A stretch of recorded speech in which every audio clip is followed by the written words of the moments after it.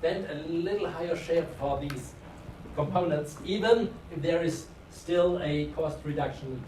And for the lining, it's different. It's too expensive because this issue is this target cost index is below 1. Meaning we have 70% of the cost, but 67.75% of the benefits.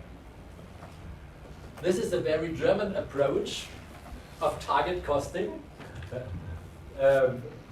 You will not find that so much in American literature, but that's how target costing is done in Germany, also with that index.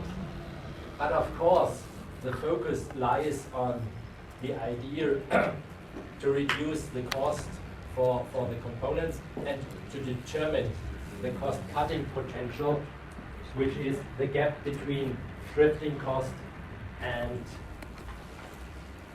allowable cost. Questions from your side? Yes, Max? What would be then like a tool that is used in the American version? Is it just they don't have that index. This is the only thing. Okay. But apart from that, it is the same. Okay, so they also use the basic model of this linear. Yeah, of course. Value engineering is going down to the components and the processes which are required for a certain product. Coming to some conceptual issues regarding target cost. Of course, it seems to be a very good instrument when it comes to launching new products, and when a company is not a price setter but a price taker. On the other hand, it's rather complicated. Value engineering, going down to certain products, it's an exercise where technicians and management accountants need to work together, and maybe different worlds come together. The ones who like to make a product as effective and as nicely as possible from the technical perspective, and the others saying, oh, you don't need that because maybe customers do not have that on their preference list. Then, of course, target costing is not part of regular management accounts. You need to determine these costs in an extra project. This project might be costly.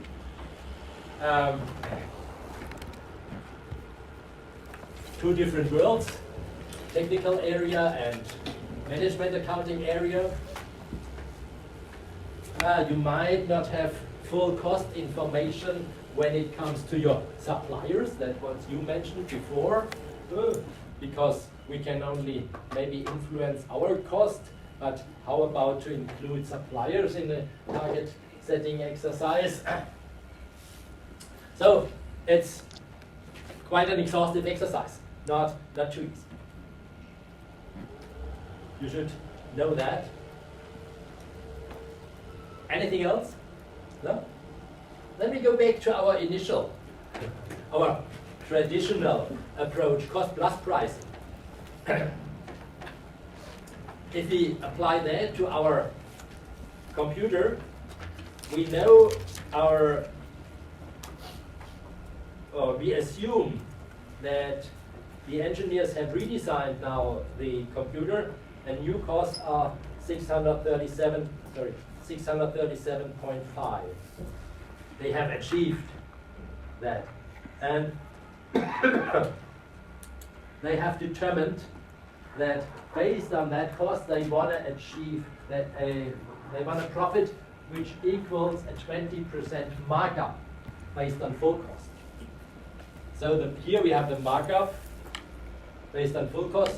When it comes to target costing, you have the profit margin based on the price. So that makes a difference. And the question is, what is the prospective selling price? 20% markup is the same with the 12% what we have, the 15% what we have determined before. And it's also based on a return on investment. So you can, if you do that on the return on investment, and if the total investment is 75 million and the target return on investment is 17%, you exactly determine the target operating profit of 127.5 per unit.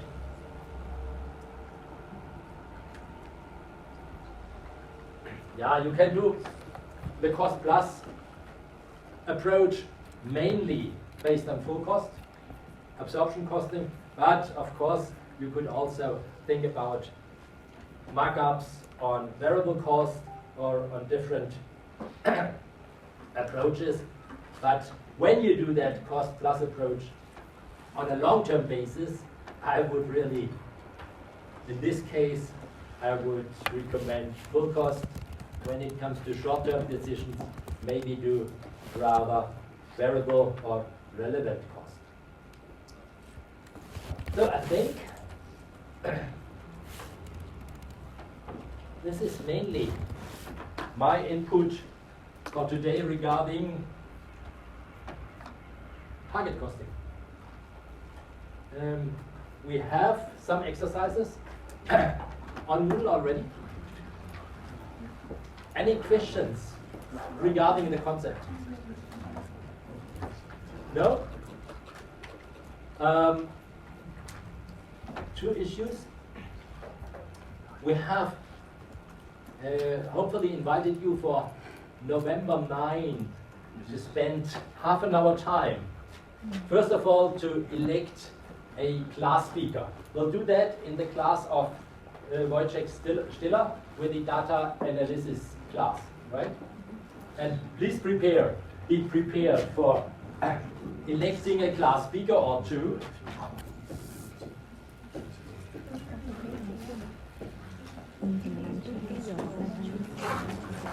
And then we have that alumni club for your study program, or initially it was an accounting study program. There is an alumni club on LinkedIn.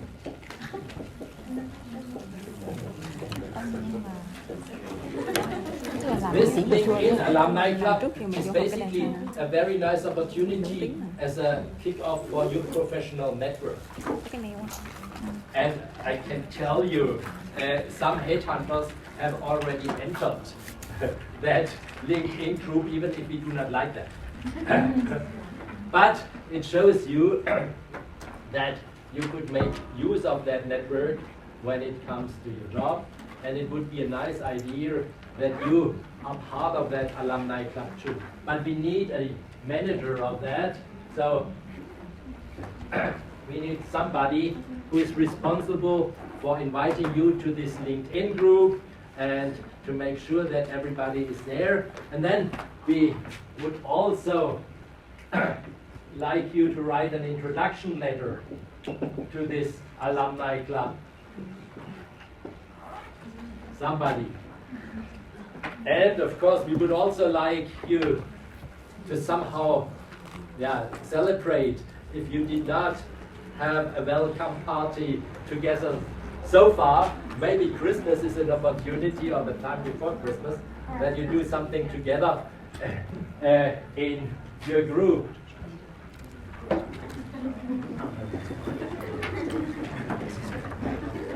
And maybe even you think about that summer will come soon, and then your journey together during the study program is gone.